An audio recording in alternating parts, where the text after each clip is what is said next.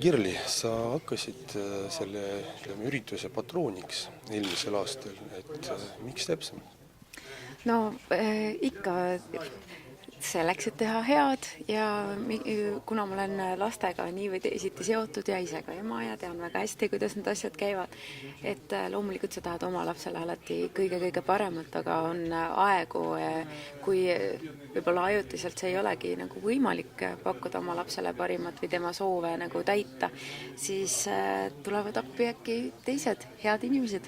Kas teie arvates inimesed aitavad piisavalt teisi Eestis või võiks ikkagi rohkem aidata?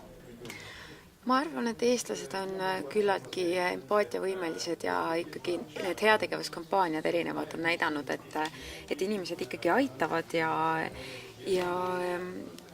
mina küll usun ja arvan, et eestlased on väga sellised heategijad. Mis te arvate, miks meil on nii palju peresid, kes kannatavad puudust? Eks need põhjused on kindlasti väga erinevad ja ma arvan, et paljud põhjused on ka ajutised, et ei ole päris nii, et aastast aastasse on ühed ja samad inimesed või et kõikidel võib elus olla selliseid raskemaid aegu, et aga neid põhjuseid, ma arvan, välja tuua oleks veidi ebaaus. Ei. Kas sa arvad, kuidas majanduspuudus mõjutab laste tulevikku ja enesehinnangut? Majanduspuudus kindlasti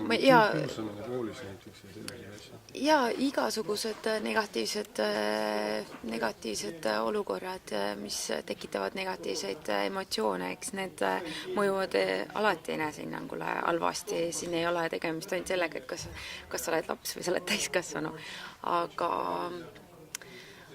üksteist peaks hoidma rohkem kindlasti ja pühad ongi ju selleks ja jõulud, et sellele rohkem tähelepanu pühendada. Ma kutsuks kõiki üles võtma endale Maxima inglipuu kõrvalt puu pealt endale sellised lastesoovid, täita need.